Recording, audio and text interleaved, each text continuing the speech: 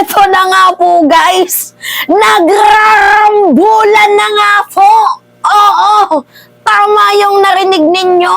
Nagrarambulan na nga po ngayon guys ang mga lehitimong DDS.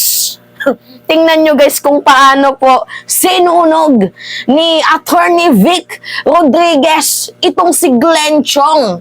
Kasi nagkaroon nga po guys ng interview itong si Maharlika dito kay Attorney Glenn Chong. And bigla po guys na itanong ng isang viewers kung naniniwala nga ba itong si Attorney Vic Rodriguez na nandaya. Produkto daw po ng Smartmatic itong si PBBM at siya namang sinagot niya. Ang sabi niya, hindi siya guys naniniwala dahil nung panahon ng eleksyon, yung nagka-counting na nga daw po guys, nandoon siya.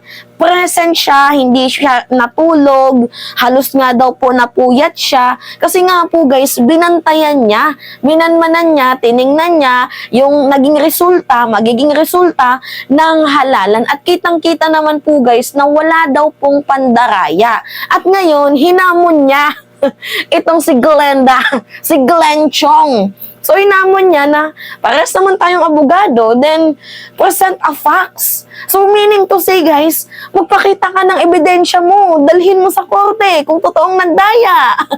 Ang akala kasi guys ni Glenn Chong, kakampihan siya ni Attorney Vic Rodriguez. Eh, pansin nyo naman guys, no, every time na nagkakaroon ng hakbang maisog, nagkakaroon ng prayer rally, hindi lang sa Cebu, hindi lang sa Davao, sa iba't ibang dako ng lugar, mapapansin nyo guys, na itong si Vic Rodriguez, talagang yung pinaglalaban niya lang naman doon is yung term extension. Ayaw niya, diba? Tsaka, dinedefend niya din yung kanyang sarili na hindi daw siya tinanggal just because, diba, yung issue about sa pirma, yung peking pirma, sa importation ng sugar, yun po guys yung pinaglalaban ni Attorney Vic Rodriguez. And alam naman po natin guys na medyo tagilid tayo doon.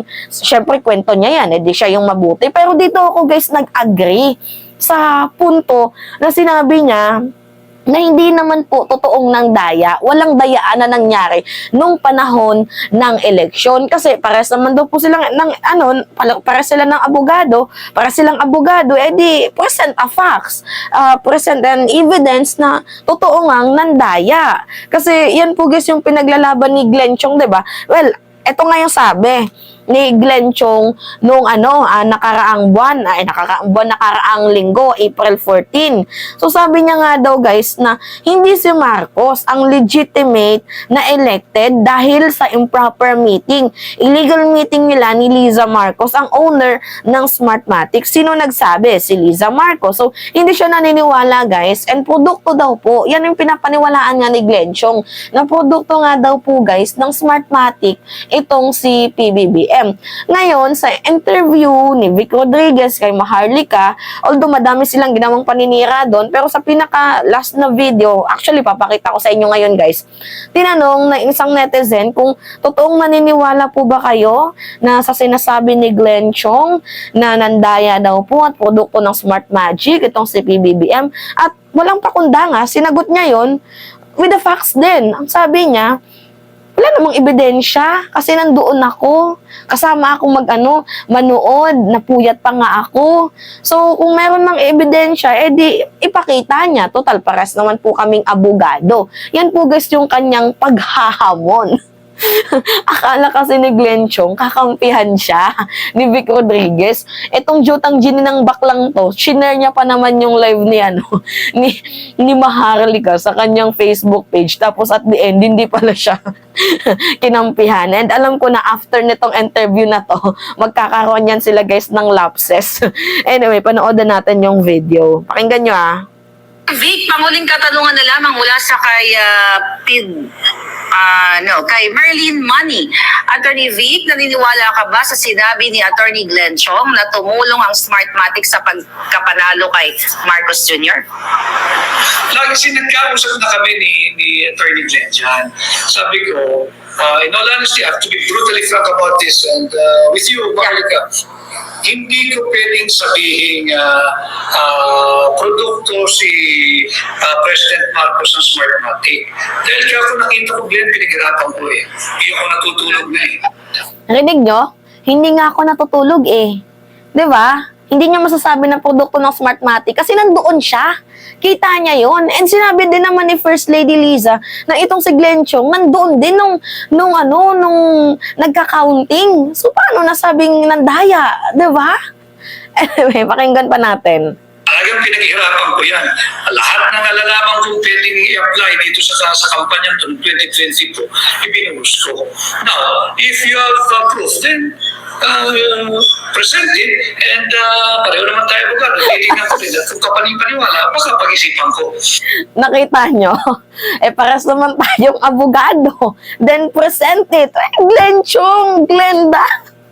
Lakad mo sa Commission on Election kung totoo nga bang ng daya. Kasi guys, hanggat puro lang mema sabi, di ba, para masiraan si PBBM, hindi natin masusure na legitimate yung sinasabi ni Glenn Chong. Kasi wala naman talaga tayong ibang narinig sa sa prayer rally nila, di ba? Every time na nagsasalita si Glenn Chong, lagi niyang binibitbit yung salitang nandaya si PBBM. Hindi daw siya yung totoong presidente. So ngayon, ang tanong, sino yung totoong presidente? And besides, yung ginamit din naman kasi guys na Smartmatic, nagiging Smart Magic tuloy, yung ginamit naman kasi guys na Smartmatic during the election is yun din po yung ginamit kay VP Sara. So meaning to say, si Sara produkto din ng Smartmatic. Kasi ganito guys yung hugot talaga ni Glenn Chong. Hindi lang talaga yung nabigyan ng posisyon. Ilang beses yan guys na naglakad ng posisyon. Hindi siya na-elect. Hindi siya kinuha. So yun guys, naghimutok. Yan na yung kanyang sinasabi na produkto ng Smartmatic, itong si PBBM. Pero hindi naman po yan guys, sinang-ayunan ni Attorney Vic. Ano yung sabi niya sa kanyang sa kanyang sagot na hindi niya masasabing totoo ito dahil nandoon siya nung nagkaroon ng eleksyon, ng counting, nandoon siya eh. Nakita niya, and pares naman tayong abogado, then present the facts. Diba? Pag-aralan natin.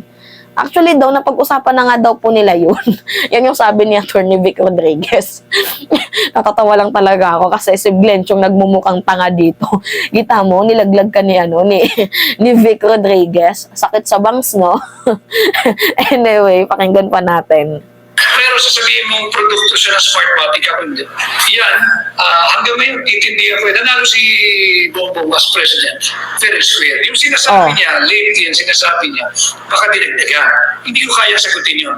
Kailangan doon, presentation of evidence, technical, substantive, and otherwise. Ito nga yung hindi ko maintindihan kasi 'di ba pares naman silang abogado. Syempre 'di ba kapag mga ganyang usapan na kailangan ng ebidensya, hindi ko talaga lubos mawari na itong si Glenn Chong puro bunganga lang. Syempre kailangan natin dito ng ebidensya. Kung totoong nandaya, di ilakad ninyo.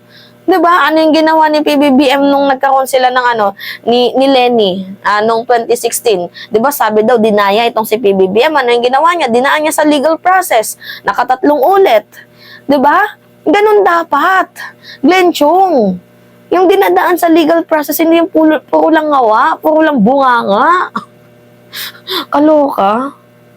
Pero yung sinabing nanalo si Bongbong, nanalo si Pangulong Marcos, siya ang totoong Pangulo.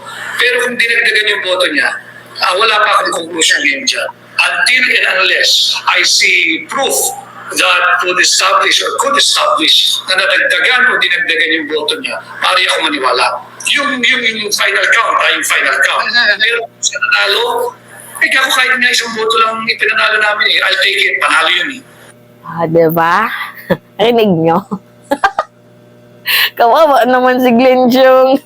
Epic failed. Tapos ito yung reply ni Maharlika. Pakinggan nyo ha. Nakakatawa. So, ako naman, Attorney Vic, mag-agree ako talaga sa'yo na nanalo si Marcos Jr. At doon niya sa pinapresent ni Attorney Glenn Chong, sige, kami na lang mag-usap nun. Tsaka naintindihan ko rin naman talaga. Diba, rinig nyo? Pero alam ko skip yan ni Maharlika kasi sunog siya sa kanyang live eh. Okay na sana yung 5 tanong nung naabutan na ng 1 hour. Okay na sana yun eh. Ang problema nga guys, biglang naisingit yung Smartmatic. Ang problema, itong si Vic Rodriguez, may paninindigan din naman kahit papaano na sinasabi niya na hindi naman totoo yun kasi nandoon ako. Kaya lang naman yan lumipat guys ng kabilang kubol itong si Attorney Vic Rodriguez dahil nga alam ko yan nasulsulan yan at saka yung tinanggal siya bilang little president, yung executive secretary kasi nga paano naman hindi tatanggalin? Merong issue. Naalala nyo guys yung peking perma sa importation ng sugar? 'Di ba? Ilang tons yun, ang dami. Malaking pera yun, malaking corruption din yun. So, tinanggal siya dahil nga ang gusto nga ng mga tao yung fair and square din. Hindi yung di porket 'di ba nakatikim ka ng kapangyarihan ay parang feeling mo kaya mo nang gawin lahat tapos na-issue pa siya guys na na nagbebenta ng appointment. So kaya siya tinanggal para 'di ba walang issue or walang keme-keme sa administrasyon ni PBBM. So yun tinanggal siya. Alam naman natin na yun yung issue pero kagaya nga ng sabi niya sa kwento niya na nag-resign siya dahil nga daw napapahiya na daw ang kanilang pamilya. Well, kwento niya yan. Pero anyway, medyo tagilid tayo sa kanyang mga sinabi na yan. Syempre, kwento niya yan. Pero yung point natin dito guys sa content na to, nagkakarambulan na nga sila guys kung nandaya nga ba itong si PBBM or hindi. Kasi basically guys, nakita nyo naman, si Atty. Vic na mismo yung nagsabi na nandoon siya nung panahon ng eleksyon, yung panahon ng botohan, panahon ng bilangan, fair and square naman daw po ang nangyari. Nganig nyo? Fair and square. So, Glenn Chong, kung meron kang ebidensya, ipakita mo. Magpaka-abogado ka. Hindi yung parang tinatanggalan mo ang sarili mo ng yag balls. Anyway, yun lamang ho guys. So, that's me again. So, yung mga lisya nyo at nagbabalik ulit para sa ating panibagong video.